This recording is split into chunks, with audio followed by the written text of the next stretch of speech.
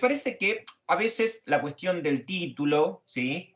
Un poco lo que hace es señalar, ¿sí? Algún tipo de lectura que uno podría llegar a hacer. Cuando uno dice el choque de capitalismo, parece ser que el capitalismo parece multiplicarse o de alguna manera expresarse en diferentes tipos de modelos, y por lo tanto uno tendería como a poner más bien el énfasis, ¿no?, en la cuestión de la diversidad. Pero es algo interesante, y con eso quería comenzar la clase de hoy, es que esta entrevista que le hacen a Milanovic es de alguna manera una suerte de entrevista donde el autor lo que hace es narrar o explicar de alguna manera la tesis fundamental que tiene en el libro que acaba de publicar, que se llama Capitalismo nada más. Y por eso me gustaría como comenzar con esa idea, ¿no? La idea del capitalismo nada más, antes de entrar en la noción de choque de capitalismos. ¿Y por qué digo en el título del libro que es Capitalismo nada más? Porque en definitiva, ¿sí?, capitalismo nada más da cuenta de qué cosa, de que la globalización, ¿sí?, en general, lo que ha hecho específicamente es señalar el triunfo del capitalismo como sistema económico, ¿sí? La idea de capitalismo nada más significa que por fuera del capitalismo, en el contexto de la globalización, parece no haber otra cosa. Parece haber, podríamos decir, el vacío. Es decir, el capitalismo se ha transformado en el contexto de la globalización en el único y por lo tanto excluyente sistema económico y sistema normativo. Por ende, me parece que mejor que entrar con la noción de choque de capitalismo, me parece esto de tratar de presentar concretamente la noción de capitalismo nada más. Por eso, le señalaba, ¿sí?, que desde el punto de vista de lo que podríamos nosotros denominar el fenómeno de la globalización no es más que el triunfo del capitalismo. Y uno dice, bueno, pero si hasta ahora nosotros hemos tratado de entender y tratado de explicar que en definitiva podemos separar la noción de globalización del capitalismo, que el capitalismo tiene una historia mucho más extensa que la globalización, ¿por qué este autor lo que está haciendo es asimilar la globalización con el capitalismo? Y me parece que, en ese sentido, la lectura de Milanovic puede resultar sumamente sugerente en un punto. ¿Qué es lo que señala Milanovic al respecto? Lo que está planteando es que, de haberse dado una situación totalmente diferente, podríamos decir, en el contexto de la segunda mitad del siglo XX, un triunfo hipotético del comunismo sobre el capitalismo, en definitiva, hubiese sido, quizás, la creación de un orden internacional fundamentalmente con unidades territoriales autónomas, con una integración comercial relativamente escasa, en la medida en que la gran mayoría de los países que operaban bajo la órbita del comunismo o bajo la órbita del bloque soviético, en definitiva, tan solo ponían a disposición y bajo la lógica del comercio tan solo una pequeña fracción de su producción excedente.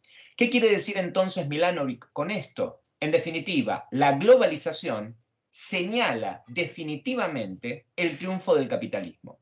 Y en ese sentido, el triunfo del capitalismo implica no solamente que el capitalismo se ha extendido como sistema económico a todas partes del mundo, sino que además, ¿sí?, se ha generado, podríamos decir, cierta aceptación en las reglas de funcionamiento.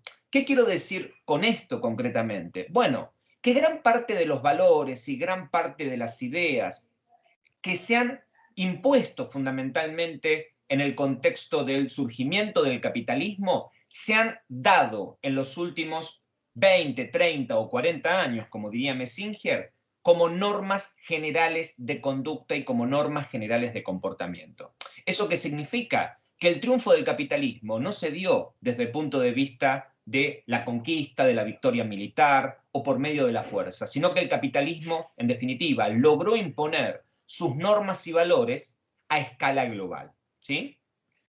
Ahora bien, si nosotros presentamos esta cuestión, ¿no?, y decimos específicamente que el capitalismo es un sistema económico, ¿sí?, y en definitiva que se ha extendido y que se ha impuesto a lo largo, podríamos decir, de todo el mundo, en definitiva podríamos y conviene siempre revisar ¿qué es lo que entendemos por capitalismo? Recuerdan ustedes que en la primera clase, o en una de las primeras clases, definimos el capitalismo concretamente como un sistema económico que surgía aproximadamente en el siglo, hay siempre discusiones con respecto a esto, siglo XVII, siglo XVIII, ¿sí? Para incluso los más extremistas en el siglo XIX, y que en definitiva el capitalismo es una forma, podríamos decir, un sistema económico que tiene algunas características que lo diferencian ostensiblemente de cualquier otro sistema económico que ha aparecido quizás en la historia de la humanidad.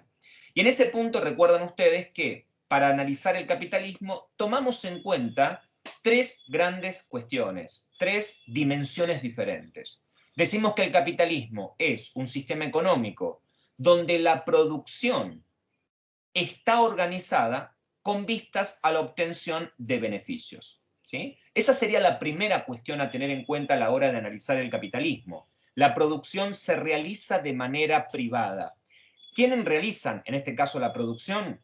El conjunto de empresas que existen en un sistema económico. Y en ese sentido, como la producción está organizada con vistas a la obtención de beneficios, las empresas lo que hacen es producir para vender, ¿sí? Y por lo tanto para obtener un determinado tipo de rédito económico.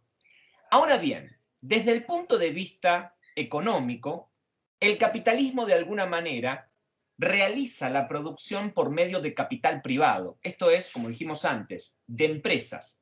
Y las empresas tienen una particularidad, es decir, su forma de gestión, su forma de intervención en la vida económica está absolutamente descentralizada. Por eso decimos que, en el sentido de que el capital privado realiza la producción, privado significa que no hay ningún tipo de coordinación, sino que las empresas deben obtener los datos y la información necesaria fundamentalmente de lo que venden en el mercado, ¿sí?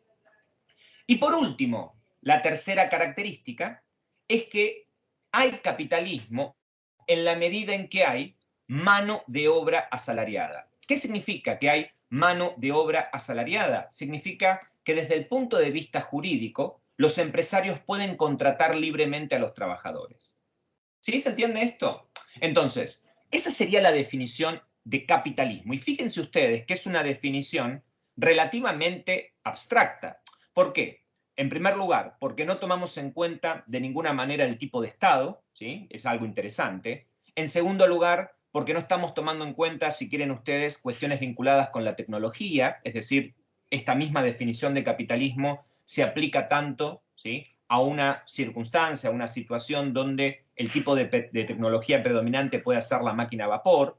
Y en segundo lugar, o en tercer lugar, tampoco estamos de ninguna manera haciendo referencia a si el capital que realiza esa producción de forma privada, en este caso, puede existir o puede operar concretamente en el contexto de lo que podríamos denominar en algún sentido una economía mixta, es decir, donde puede haber producción estatal, donde puede haber en definitiva capital organizado por el Estado, pero en definitiva el rasgo determinante, el rasgo característico de esto, en definitiva, depende específicamente de que se cumplan estas tres condiciones. Eso es lo que nosotros denominamos concretamente el capitalismo como sistema económico, ¿sí? El capitalismo, ¿sí?, de alguna manera tiene un origen. Más o menos uno podría señalar que ese origen se encuentra ya por el siglo XVII, el siglo XVIII, y en este caso lo que encontramos en este cuadro específicamente es un poco la tesis de Milanovic, ¿no? Y es una tesis muy interesante porque en principio utiliza el concepto de desigualdad y en algún punto lo que quiere demostrar, en definitiva, Milanovic, es que el capitalismo tiene una relación muy particular con la desigualdad. En este sentido vamos a hablar de desigualdad desde una perspectiva muy particular. ¿Qué quiero decir desde una perspectiva muy particular? Tiene que ver con la desigualdad entre las distintas regiones del mundo. No estamos hablando de la desigualdad al interior de un mismo país, o mejor dicho, la diferencia entre ricos y pobres dentro de un determinado país, sino que estamos hablando la diferencia entre ricos y pobres entre diferentes partes del mundo, tomando las distintas regiones y por lo tanto tratando de ver cuál es la tendencia general del capitalismo como sistema económico, ¿sí? En ese punto, y esto es quizás lo interesante, lo significativo, etcétera, en ese punto, Milanovic encuentra que si uno analiza el devenir del capitalismo, es decir, tratando de analizar cómo va evolucionando, hay un índice económico que se llama el índice de Gini, que mide la desigualdad, lo que observa concretamente es que previo a la expansión del capitalismo en el siglo XIX, el país, o mejor dicho, los países en el mundo eran países relativamente pobres, pero países donde había cierta relación de igualdad. ¿Eso qué significa? Que en definitiva, previo a la expansión del capitalismo, lo que encontramos específicamente es que el mundo en general era un mundo con pocos recursos, un mundo donde no había mucha diferencia entre las distintas regiones, es decir, en China se vivía tan mal como se vivía en partes de Europa, ¿sí?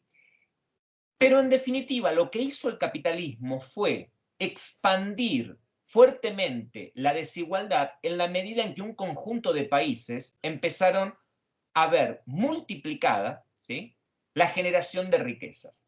Entonces, a medida que el mundo occidental, de alguna forma, empieza a generar riqueza, empieza a aumentar los niveles de desigualdad. Fíjense ustedes, en el caso de este gráfico, cómo el desarrollo de la revolución industrial en Occidente permitió que la desigualdad creciera. ¿Y por qué crece la desigualdad en este contexto? Crece la desigualdad en la medida en que hay una parte del mundo que se empieza a volver sumamente rica, mientras el resto del mundo, pensemos África, pensemos en parte América Latina hasta el siglo XVIII, por ejemplo, pero a partir, podríamos decir, de 1900, del ingreso al siglo XX, la desigualdad de alguna manera se estanca, sigue creciendo, ¿sí?, hasta llegar a 1950, se vuelve a estancar. ¿Esto qué significa? Que es momento donde empiezan a crecer el desarrollo económico de otros países. Y en ese sentido, al crecer el desarrollo económico de estos países, la desigualdad entre distintas regiones se empieza a achicar, ¿sí? Y fíjense lo que sucede a partir del año 2000, ¿no? A partir del año 2000 observamos que la desigualdad a nivel mundial empieza a caer. ¿Y por qué empieza a caer? Bueno, porque se empieza a generar una suerte de reequilibrio geográfico en donde señala el fin de la superioridad militar, política y económica de Occidente. ¿Sí? ¿Se entiende esto? Es decir, lo que nosotros empezamos a ver que con el desarrollo de las nuevas tecnologías de información y comunicación, se produce el ascenso de Asia, ¿sí?, al mundo, si quieren ustedes, industrializado, al mundo desarrollado, y por ende, esa emergencia, esa irrupción del continente asiático, hace que el mundo sea un lugar mucho más igualitario. ¿Qué quiero decir un mundo mucho más igualitario? Que la diferencia entre distintas regiones parece empezar a caer, ¿sí? De todos modos, seguimos estando, piensen que cuanto más abajo el índice de Gini, en ese sentido, más igualdad, cuanto más alto, más desigualdad. Seguimos estando, en definitiva, en que el mundo sigue siendo bastante desigual, ¿sí? Pero hay una tendencia, y eso es lo que intenta describir Milanovic. Esa tendencia es la tendencia a la reducción de la desigualdad. Vuelvo a repetir, no la desigualdad intranacional, no la desigualdad al interior de un determinado país, sino la desigualdad entre distintas regiones del mundo, ¿sí? Entonces, esto lo lleva a sostener la tesis de que el triunfo del capitalismo viene acompañado, ¿sí?, de una reducción de la desigualdad, ¿sí? Esa reducción de la desigualdad implica de alguna manera un mundo más igualitario en la diferencia entre distintas regiones económicas.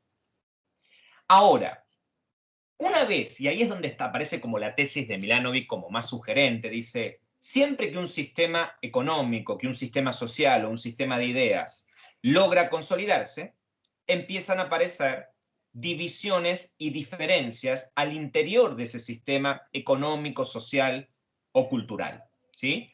Por ende, de la misma forma que sucedió con el cristianismo a principios, ¿sí?, de la era cristiana, o de la misma manera que sucedió con el Islam, o de la misma manera que sucedió con el comunismo, una vez que estos sistemas se consolidan, ¿sí?, o se imponen a un determinado número de personas, empiezan a aparecer, en definitiva, diferencias. Y esas diferencias son las que, en definitiva, encuentra Milanovic a partir de esta tesis de los dos capitalismos, ¿sí?, como la existencia de dos modelos de capitalismo, como si el capitalismo, una vez habiendo triunfado a escala global, tuviera la necesidad de dividirse, tuviera la necesidad, en ese sentido, de mostrar dos modalidades diferentes. Es decir, las expresiones del capitalismo van a ser expresiones de un mismo tipo, o mejor dicho, de una misma especie, ¿sí? Eso sería lo interesante. Y entonces, como saben ustedes, ahí sí, retomando un poco la lectura del texto, ¿no?, los dos capitalismos que empiezan a configurarse a partir de los años 80, ¿sí? Cuando digo los años 80 estoy pensando específicamente el periodo de finales del siglo XX, el momento donde se empieza, podríamos decir, a consolidar la globalización. En ese momento se empiezan ya a configurar estos dos modelos de capitalismo, que sería por un lado el capitalismo meritocrático liberal y por otro lado el capitalismo político, ¿sí? Después vamos a ver concretamente por qué estos dos nombres, pero lo importante de esto es que tenemos, por un lado, capitalismo meritocrático liberal y capitalismo político como dos variantes del capitalismo. ¿Se entiende? Y cuando hablamos del capitalismo meritocrático liberal es o son aquellos países que fueron pioneros en la revolución industrial, allá por el siglo XIX, en este sentido Europa Occidental y América del Norte, pero incorporamos también a dos focos que desarrolla también el capitalismo meritocrático liberal, que sería el caso de India y Japón, teniendo en cuenta, ¿sí?, un poco la historia política de estos países. Japón, que estuvo durante mucho tiempo bajo ocupación norteamericana luego de la Segunda Guerra Mundial, y por lo tanto Estados Unidos participa en el rediseño de la economía japonesa luego de haber bombardeado Hiroshima y Nagasaki. Y en el mismo caso, la situación de la India. La India fue la joya de la corona británica, por lo tanto, pensar la India y pensar Japón es en algún sentido pensar la continuidad de Occidente, ¿sí? Por eso India y Japón son como dos enclaves, ¿sí?, que operan de Occidente en Oriente. Mientras que el capitalismo político, en general, y es interesante esto para señalarlo, ¿no?, representa aquellos países, China, Myanmar, Singapur, Vietnam, Azerbaiyán, Rusia, Argelia, Etiopía y otros tantos, ¿sí?, no quería poner toda la lista, y en verdad son países, en general, ¿sí?, primero, son países, en principio, países que tuvieron un proceso de industrialización tardío, que en general ese proceso de industrialización no estuvo vinculado al desarrollo, podríamos decir, o a la inversión directa de los países, en ese sentido, centrales. Y otra particularidad, que muchas de las características de los países del capitalismo político, después vamos a entrar en esto, tiene que ver con que son países, muchos de ellos, que pertenecían al bloque o al ex bloque de la Unión Soviética, es decir, pertenecían fundamentalmente al bloque comunista. Entonces, uno lo que podría encontrar básicamente es que los dos capitalismos, hay una vía occidental que conduce al capitalismo meritocrático liberal y hay una vía, si quieren ustedes, oriental al capitalismo que se traduce concretamente en el capitalismo político, ¿sí? Estos dos modelos de capitalismo son los dos modelos de capitalismo que están vigentes en el día de hoy, ¿sí? Es decir, en la actualidad. Son contemporáneos estos dos modelos de capitalismo. Por lo tanto, en un primer momento, no hay una contradicción inherente entre estos dos modelos, al menos momentáneamente. ¿Y eso qué significa? Significa que pueden coexistir dos variantes diferentes de capitalismo. ¿Sí? ¿Se entiende lo que está planteando Milanovic al respecto? Es decir, la coexistencia de dos capitalismos. Después vamos a ver que esa coexistencia probablemente conduzca al choque entre estos dos modelos de capitalismo. Pero en definitiva se trata de dos tipos de capitalismo que expresan, que desarrollan, que movilizan el capital de forma, podríamos decir, con particularidades diferentes. Vamos a meternos específicamente en el primer tipo de capitalismo, que es el capitalismo que nosotros más conocemos, que es el capitalismo meritocrático liberal, ¿sí? El término me parece adecuado, ¿no? Como lo define, porque fíjense ustedes que son tres términos: capitalismo, meritocrático y liberal, y en verdad Milanovic sostiene que lo llama capitalismo porque el modo de producción y el intercambio, es decir, se produce y se intercambia de forma privada. Por lo tanto, la forma de producción privada es en general una forma de producción mercantil o capitalista. En ese sentido, entonces, bueno, hablamos de capitalismo por el modo de producción. Pero además de ese modo de producción, decimos que el capitalismo es meritocrático porque la forma de distribución de los recursos introduce la noción de la meritocracia, ¿sí? ¿Y qué significa en ese sentido que introduce la noción de la meritocracia? Bueno, recuerdan ustedes que uno de los valores que presentaba fundamentalmente el Estado neoliberal tenía que ver con la meritocracia, con garantizar igualdad de condiciones, ¿sí? Que esa igualdad de condiciones no se confundiera con la igualdad de resultados, que en definitiva las carreras estuvieran abiertas al talento individual, y que en definitiva el mercado es el mejor o la mejor institución en la medida en que recompensa el mérito individual. Entonces, nosotros decimos el capitalismo es meritocrático en la medida en que la distribución de los recursos se realiza por medio del mérito, ¿sí? ¿Qué significa que se realiza por medio del mérito? Que en definitiva, los que conforman la élite económica y los que conforman la élite política llegan a la élite fundamentalmente por mérito personal. ¿Se entiende? Es decir, en algún punto, piensen que en este sentido estamos hablando de un tipo ideal, en el sentido weberiano del término. Cuando decimos un tipo ideal, decimos casi una caricatura. En verdad hay muchísimos ejemplos, hasta uno podría decir, de que el mérito no es el criterio de distribución de los recursos, etc. Bueno, pero en definitiva, la idea es que esta caricatura nos permite entender mejor el funcionamiento del modelo del capitalismo. Es decir, hay meritocracia en la medida que todas las profesiones están abiertas al talento, que por lo tanto se intenta garantizar la igualdad de condiciones, no siempre se cumple, y por lo tanto hay como una suerte de discurso desde el punto de vista, podríamos decir, del mérito, que el mérito, o mejor dicho, que hay recompensa material al mérito individual, ¿sí? Ese es el ideal meritocrático, la recompensa, en definitiva, material al mérito individual, ¿sí? Y por último, decimos que es liberal. Lo meritocrático y lo liberal tiene que ver con la perspectiva de un tal Rawls, ¿sí? Que es un filósofo que planteó la cuestión de la meritocracia y del liberalismo. En ese sentido, quizás desde el punto de vista filosófico, este modelo de capitalismo encuentra, ¿no?, el fundamento normativo en la teoría de Rawls, ¿no? ¿Y qué es lo que introduce en ese sentido la noción de lo liberal?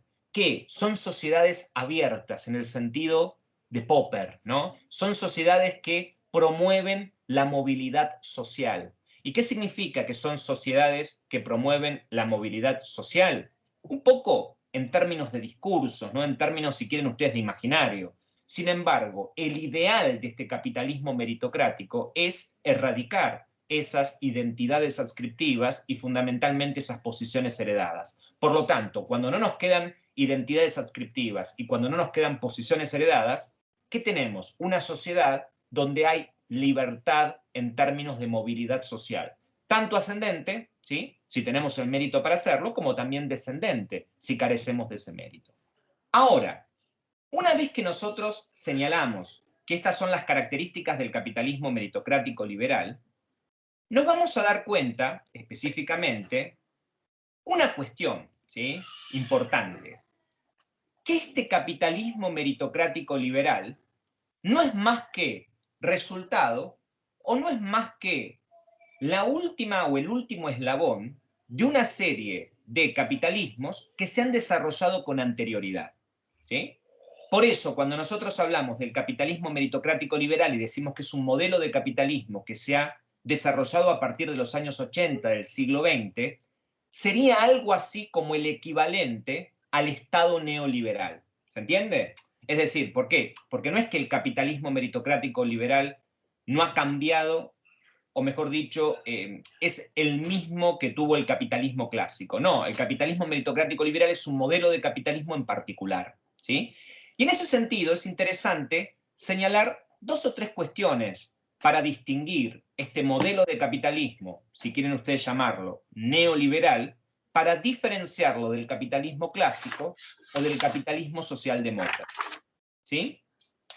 Capitalismo clásico es básicamente el capitalismo que desarrolló de forma más plena y más pura Gran Bretaña antes de 1914. Es lo que nosotros definimos como el capitalismo liberal del siglo XIX. Ese sería el capitalismo clásico, ¿sí? Tiene entonces como principal referencia Gran Bretaña previo a 1914. El capitalismo socialdemócrata, que todavía tiene algunos coletazos y algunas características en algunas partes de Europa, por ejemplo, es un modelo de capitalismo que nosotros identificamos con el surgimiento del estado de bienestar, ¿sí? Que tuvo quizás su expresión a partir de ese modelo de conciliación de clases y fundamentalmente mediante un tipo de alianza corporativa en los Estados Unidos de posguerra, y que hasta el día de hoy uno podría decir que el capitalismo socialdemócrata predomina, ¿no?, en la zona del norte de Europa, ¿no? Es lo que podríamos nosotros denominar capitalismo socialdemócrata. Y, por último, tenemos el capitalismo meritocrático liberal, que es lo que nosotros identificamos como el capitalismo neoliberal.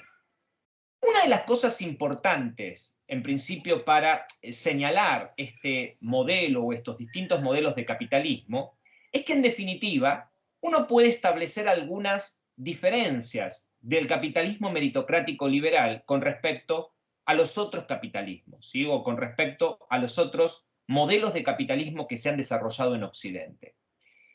Ahora bien, si nosotros comparamos estos tres modelos de capitalismo, ¿sí?, en definitiva, podemos encontrar lo siguiente.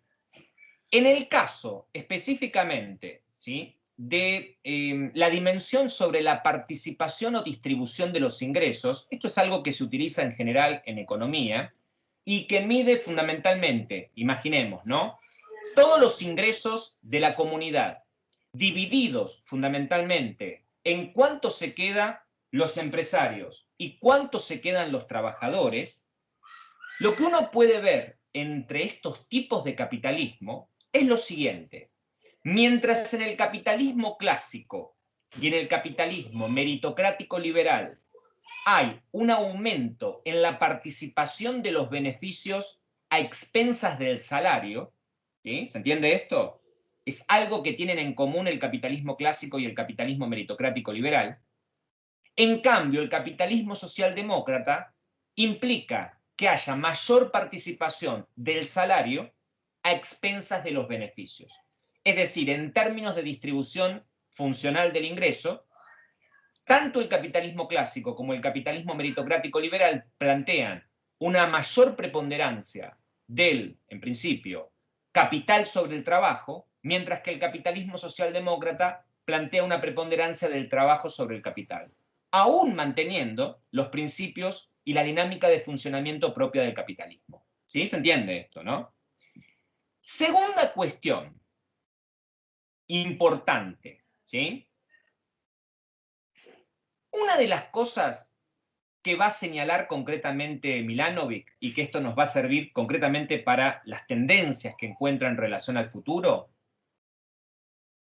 desde el punto de vista social, ¿sí?, vamos a encontrar que, en definitiva, en el caso del capitalismo clásico, socialdemócrata y meritocrático liberal, los ricos, ¿sí?, que son fundamentalmente los propietarios del capital, pueden obtener ingresos, ¿sí?, de dos fuentes. Pueden obtener ingresos de sus propiedades y pueden obtener ingresos de sus, podríamos decir, de su trabajo. ¿En qué sentido hablamos de trabajo? Fundamentalmente las altas direcciones de las empresas. Ahora bien, una de las cosas que encuentra como diferencia Milanovic es que mientras en el capitalismo clásico el ingreso de los ricos proviene fundamentalmente de su capital, ¿sí? Y en el capitalismo socialdemócrata el ingreso de los ricos proviene fundamentalmente de la propiedad de su capital, en el capitalismo meritocrático liberal, ¿sí?, proviene tanto del ingreso de su propiedad, en ese sentido, de la propiedad del capital, pero también de su trabajo. Es decir, recuerden, una de las cosas que aparecían concretamente en el imaginario de lo que eran las clases altas, en definitiva, en el siglo XIX y en gran parte del siglo XX, el imaginario de las clases altas, ¿cuál era? En definitiva, un rico que lo único que hacía era, en definitiva, ni dirigir la empresa, sino que vivir fundamentalmente de rentas y por lo tanto no tener ningún tipo de ingresos provenientes de su trabajo. La gran diferencia que aparece en el capitalismo meritocrático liberal es que los ricos no solamente obtienen ingresos por ser propietarios de las empresas, sino también por trabajar en los puestos directivos de esas empresas. Pongamos, por ejemplo, no sé, hoy en día los grandes multimillonarios trabajan en sus empresas. O sea, pensemos, Elon Musk, pensemos o sea, Bill Gates, que ahora no sé si vieron ustedes, se estuvo por separar o se está separando. Es decir, los grandes magnates no solamente obtienen dinero por ser propietarios del capital, sino también por trabajar y dirigir esas empresas. Esa es una diferencia importante entre el capitalismo meritocrático liberal con respecto a los otros tipos de capitalismo. Bien, y me meto en los últimos dos temas que me parecen que son sumamente sugerentes para después, ¿no? Los otros dos temas tienen que ver con que, para Milanovic, una, si quieren ustedes, tercera dimensión, ¿sí?, tiene que ver con que, tanto en el capitalismo clásico como en el capitalismo meritocrático liberal, los ricos o potencialmente ricos se casan entre ellos. A esto lo llama homogamia, ¿sí? ¿Y eso qué hace concretamente? Tiende como a reforzar la propia noción de una élite. Un poco, un término que nosotros vamos a utilizar en la última parte, que es el concepto de establishment, ¿sí?, que tiene que ver con una élite que se sostiene en el tiempo. Y en ese contexto, fíjense lo interesante, los, podríamos decir, ricos en el capitalismo clásico y en el capitalismo meritocrático liberal tienden a casarse cada vez más entre sí, ¿sí? Es decir, con familias que forman parte del mismo sector o que comparten más o menos determinadas propiedades o características de su ingreso. A eso se lo llama homogamia. A diferencia del capitalismo socialdemócrata, que permitía, en algún sentido, una mayor apertura de los matrimonios. ¿Eso qué significa entonces? Que era más probable que alguien perteneciente en la élite se casara, ¿sí?, en ese sentido, con alguna persona que estuviera por debajo de su estatus o fundamentalmente de su ingreso económico. Y por último, algo también muy interesante, ¿sí?, es que hay una estrecha correlación entre las rentas de los padres y los hijos. Esto en el capitalismo clásico y en el capitalismo meritocrático liberal. ¿Qué significa eso?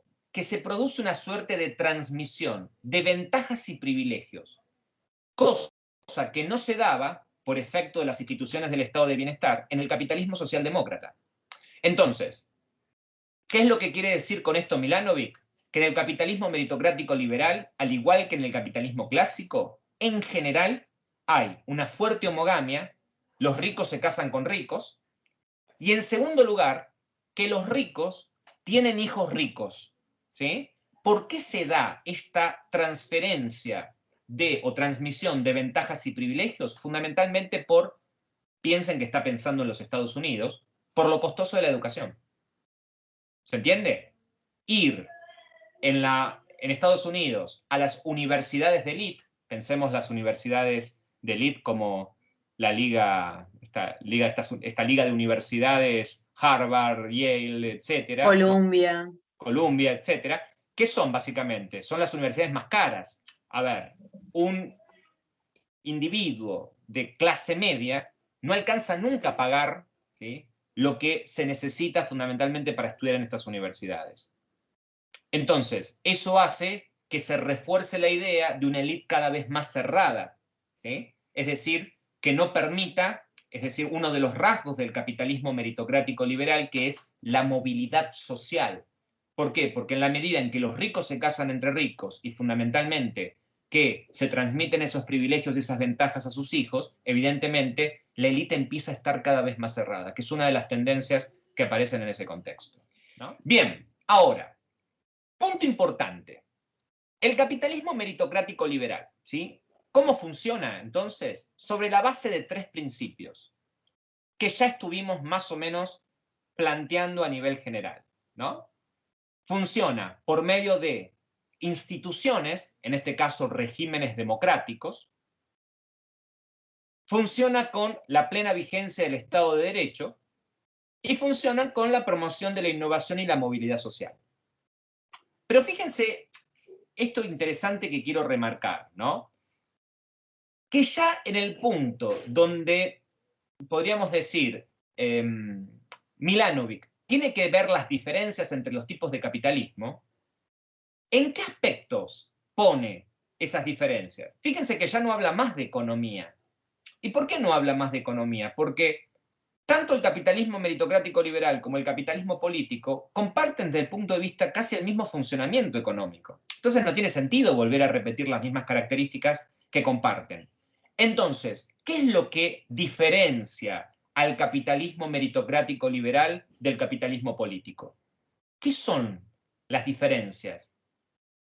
Son políticas, son instituciones. Básicamente lo que diferencia un modelo de capitalismo de otro es el funcionamiento de instituciones diferentes, ¿no? O, mejor dicho, de la existencia de 2 regímenes institucionales diferentes. Lo interesante del capitalismo meritocrático liberal es que funciona por medio de la democracia, ¿sí? En este sentido, la democracia es un valor dentro de este modelo de capitalismo. La plena vigencia en ese sentido del Estado de Derecho, la promoción de la innovación y la movilidad social. ¿Sí? ¿Se entiende en algún punto, digamos, estas cuestiones, ¿no? Digo, a nivel general. ¿Sí? Entonces, lo que acá aparece es cómo funciona el capitalismo con estas instituciones, que va a tener rasgos totalmente diferentes a cómo funciona el capitalismo con otras instituciones diferentes. Veamos esa diferencia en primer lugar. Cuando nosotros hablamos del capitalismo político, decimos que el capitalismo político opera también mediante 3 principios, ¿sí? A diferencia de la existencia de un régimen democrático, en definitiva, lo que tiene concretamente el capitalismo político es la existencia de una burocracia tecnocrática y vamos a ver después que obtiene su legitimidad del crecimiento económico. Pero en definitiva, fíjense ustedes, entre la primer gran oposición desde el punto de vista institucional, mientras en el caso del capitalismo meritocrático liberal hay concretamente una democracia, ¿sí? O un régimen democrático, por el otro lado el capitalismo político recurre a una burocracia tecnocrática. ¿Sí? ¿Cuál sería la diferencia? Primero, primera cuestión, hay una diferencia, una cuestión política muy importante. Por eso se dice en general que los países donde se plasma el capitalismo político, donde no hay, en definitiva, democracia, son países más bien, no quiero utilizar este término muy liberal, que es el término, son países autoritarios, ¿no? Pero digo, ¿por qué se dice que son países autoritarios? Porque no operan bajo la lógica del principio de representación democrático. Y fíjense algo muy interesante con respecto a esto. La burocracia es una burocracia que en este punto no es elegida, sino que la burocracia existe fundamentalmente como una institución o como un cuerpo asociado con el Estado, y fundamentalmente el criterio de por qué estos individuos, podríamos decir, son electos para formar parte de esa burocracia, es un criterio tecnocrático, es decir, es un criterio basado únicamente en la eficiencia. ¿Sí? Entonces, el capitalismo político está dirigido por una burocracia tecnocrática. ¿Sí? Esa burocracia tecnocrática ocupa el Estado, no es legitimada por el voto popular, no es elegida por el voto popular, no hay criterios de renovación, no hay criterios de alternancia, ¿se entiende? Entonces, esa burocracia tecnocrática ocupa el mismo rol o el mismo, podríamos decir, espacio que lo que podríamos nosotros denominar fundamentalmente los líderes democráticos en el contexto del capitalismo meritocrático liberal. Fíjense lo interesante de esto. Además, el capitalismo político es un modelo de capitalismo donde, en definitiva, como esa burocracia tecnocrática no puede ser legitimada por el voto popular, ¿sí? Porque son países predominantemente autoritarios, en definitiva, obtienen la legitimidad. Lo que en Occidente se obtiene por medio del voto popular, acá se obtiene por medio del crecimiento económico. Por eso es muy interesante ese argumento que plantea Milanovic en el texto. Un poco diciéndolo en otras palabras, es, bueno, ¿y qué entonces? Los chinos, los rusos, no es que quieren democracia, no quieren libertad. Sí, quieren libertad, pero están dispuestos, ¿sí? Lo pone en términos más de trade-off, es decir, de intercambio, están dispuestos a resignar parte de su libertad o parte de su participación política a expensas de mayor crecimiento económico. Es decir, está todo bien, no me molesta que no haya consulta popular o participación popular para la elección de los gobernantes, pero poneme, no sé, tecnología en el bolsillo, poneme un iPhone en el bolsillo, ¿se entiende? Ese es un poco el esquema, es el trade-off o el intercambio que se da en el capitalismo político. Mientras que en el capitalismo meritocrático liberal, ¿no? La casta política, o podríamos decir el sector político, la política en general, percibe la legitimidad fundamentalmente en mecanismos democráticos, que es decir, que allí se obtiene la legitimidad. Por lo tanto, la democracia termina siendo, en este punto, como el elemento que legitima el capitalismo, ¿sí? Desde el punto de vista político. Mientras que, en el caso del capitalismo político, lo hace fundamentalmente el crecimiento económico, ¿sí? Bueno, pasemos a la segunda. La aplicación arbitraria de la ley en beneficio de una élite, ¿sí? Es interesante esta cuestión. ¿Por qué la aplicación arbitraria de la ley? Fíjense que esta es una de las enormes diferencias que aparecen entre el capitalismo meritocrático liberal y el capitalismo político.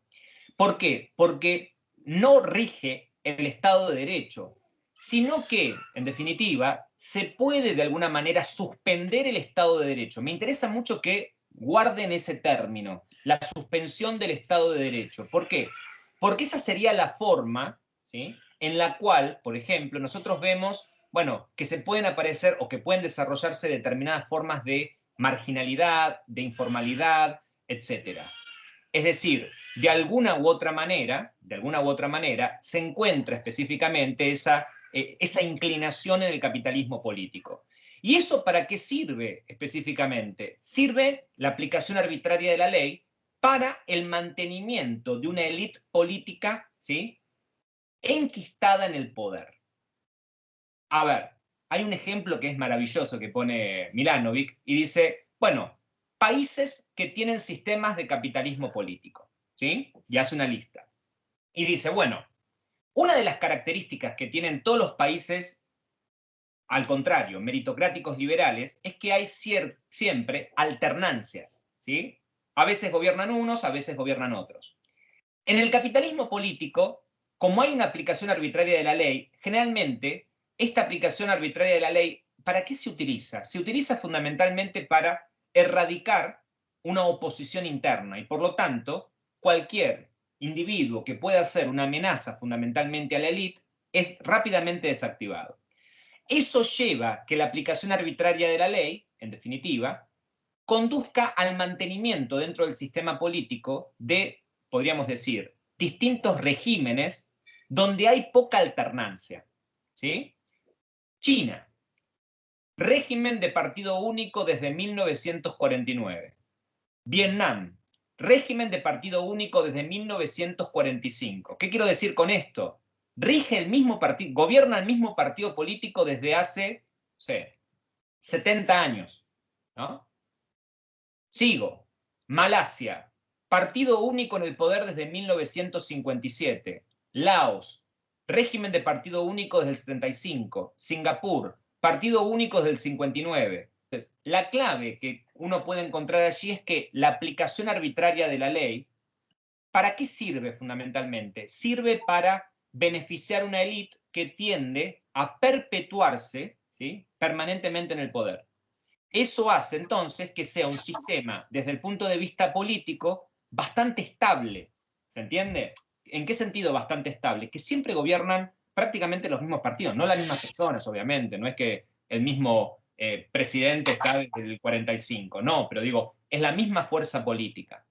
E incluso hasta podríamos decir que esa idea de continuidad y de perpetuidad en el poder, bueno, es un poco la lógica, ¿no?, de la necesidad de intervenir permanentemente el Poder Judicial, porque la clave es utilizar la justicia para sacarse de encima, específicamente, potenciales competidores. Bueno, entonces, lo que quiero plantear con esta idea es que ese uso de la justicia permite fundamentalmente, digamos, manejarse con criterios arbitrarios desde el punto de vista del poder, ¿no? Entonces, es lo que explica de alguna manera la existencia, ¿no?, de una zona de ilegalidad que es bastante importante y bastante significativa en los modelos de capitalismo político.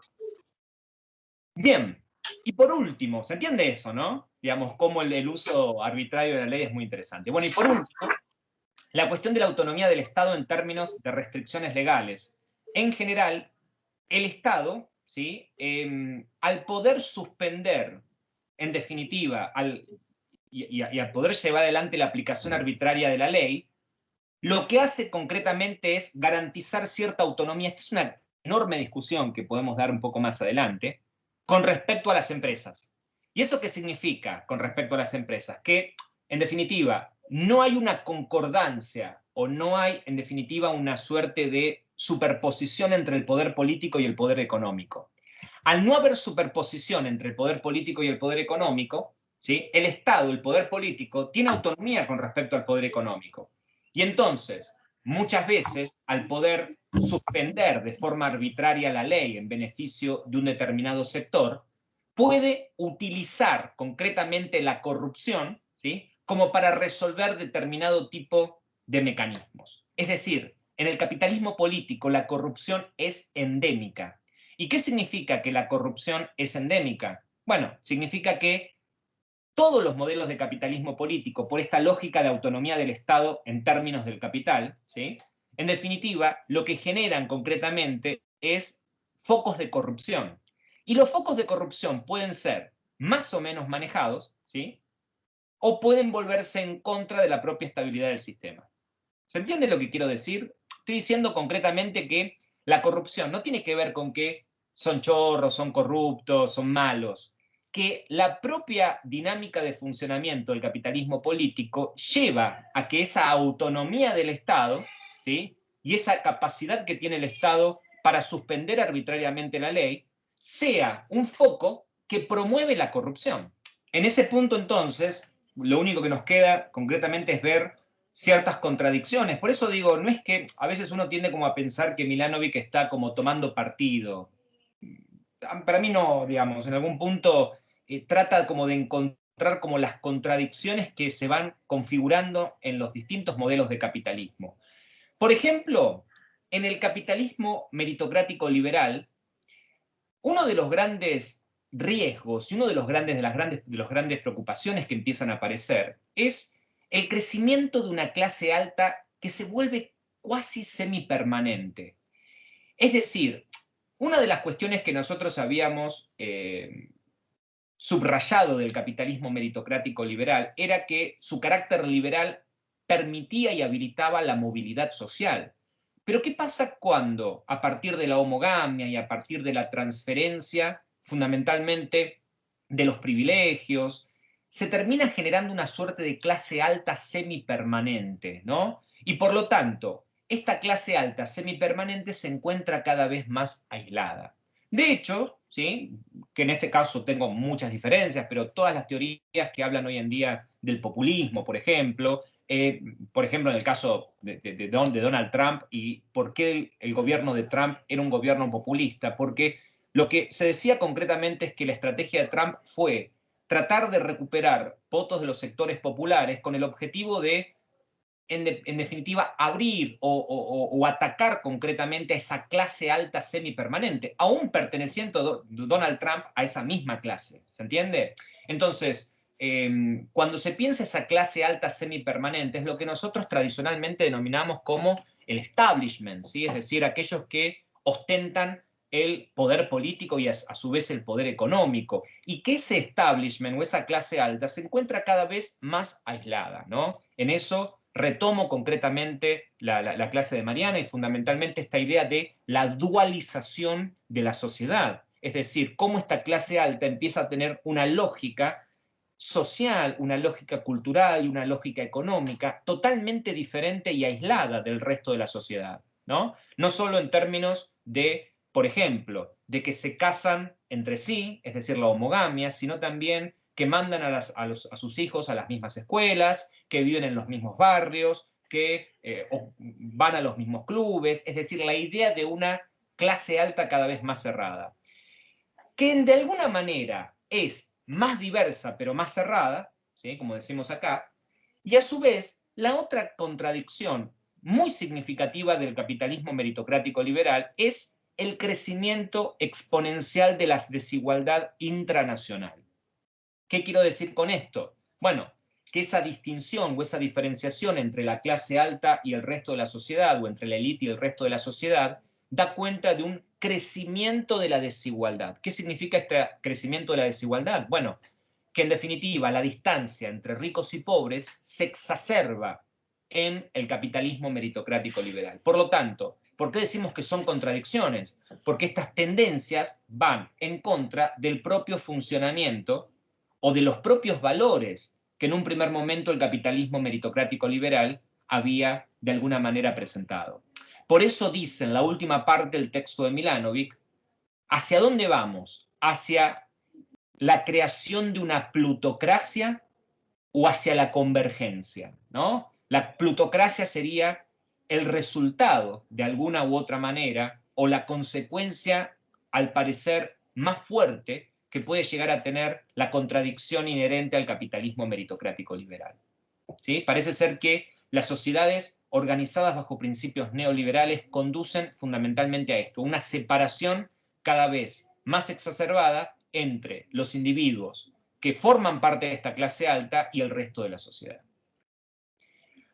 Ahora bien, ¿y cuáles son las contradicciones del capitalismo político? Bueno, aparecen dos contradicciones, ¿sí? Que también son muy importantes a tener en cuenta y que eso uno lo puede analizar concretamente tanto en el desarrollo de la política china y de la política rusa.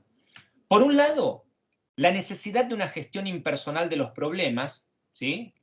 Eso es la condición para el funcionamiento de una buena burocracia. Por otro lado, la aplicación discrecional de las leyes. Es decir, ¿qué sucede?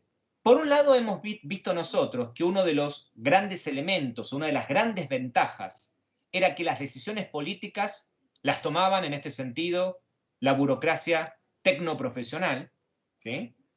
Pero ¿qué pasa? La burocracia técnico-profesional necesita ¿de qué? Fundamentalmente de la aplicación de leyes. Y cuando hay una aplicación discrecional de leyes o la suspensión voluntaria de las leyes, evidentemente esto entra en contradicción con el funcionamiento, podríamos decir, y con la eficiencia de la burocracia tecnoprofesional. Por ende, primera contradicción, la contradicción inherente que tiene el capitalismo político es que no puede ser tan eficiente como debería ser en la medida en que recurre a la aplicación discrecional de las leyes. Entonces, cuanto más discrecionalidad en las leyes haya, mayores grados de ineficiencia van a aparecer. ¿Y cuál es el problema de la ineficiencia en el capitalismo político? Que tengan en cuenta que a mayor ineficiencia hay mayor, podríamos decir, menor crecimiento económico, menor rentabilidad y por lo tanto menor legitimidad. ¿Sí? Entonces, recuerdan ustedes que la legitimidad provenía del crecimiento económico. Si entonces hay una contradicción en la aplicación discrecional de las leyes con el funcionamiento y la eficiencia de la burocracia tecnoprofesional, esto va a traer como resultado, evidentemente, problemas vinculados con la legitimidad. ¿Sí? Y en segundo lugar, La segunda contradicción es la contradicción que existe entre la corrupción endémica, ¿sí?, generada por la ausencia del imperio de la ley, y la legitimidad del sistema. ¿Por qué? La corrupción genera desigualdad en estas sociedades. ¿Qué significa? Si bien son sociedades mayoritariamente igualitarias, a medida que van progresando el proceso de acumulación, se van empezando a acentuar las desigualdades. Y la corrupción lo que hace es intensificar las desigualdades.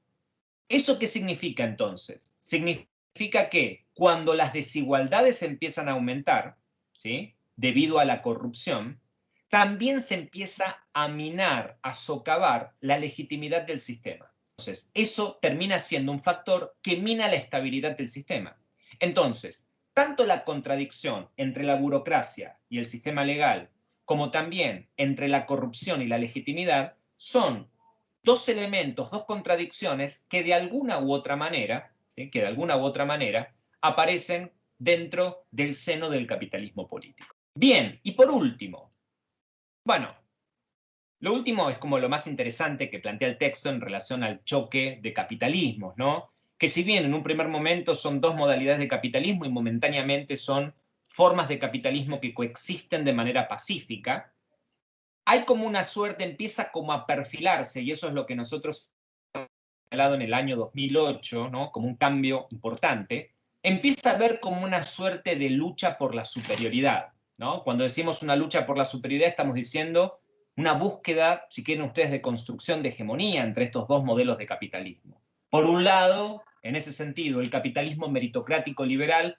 tratando de exportar, ¿sí?, sus instituciones, en el sentido de promover fundamentalmente en diferentes partes del mundo y en diferentes zonas de influencia la implementación de un modelo de capitalismo basado específicamente, ¿no?, en la defensa de las instituciones o las instituciones liberales. Mientras que, por otro lado, vemos que el capitalismo político trata de construir su superioridad y su hegemonía, fundamentalmente, no en el plano de lo cultural, no en el plano de lo ideológico, sino en el plano de lo material, ¿no?, en el plano de la infraestructura.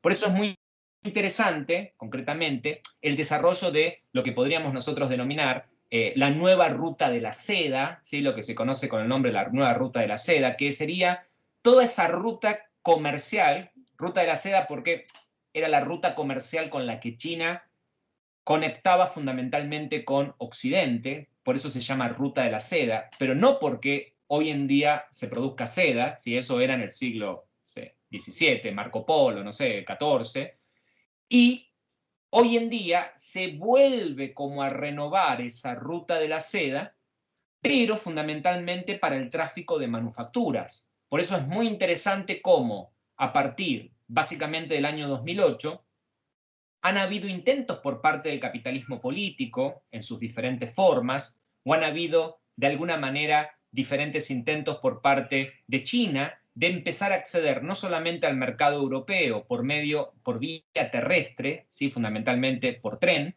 sino también por forma o por medios marítimos, tratar de empezar a hegemonizar fundamentalmente el comercio internacional, generando obras de infraestructura que permitan conectar los distintos puertos, ¿sí? En ese sentido, bueno, hoy en día estamos como en ese programa o en esa situación donde lo que existe es concretamente, ¿no?, una suerte de lucha por la supremacía o en definitiva ciertas condiciones para de alguna manera tratar de garantizar cierta superioridad desde el punto de vista político, desde el punto de vista cultural, ¿sí?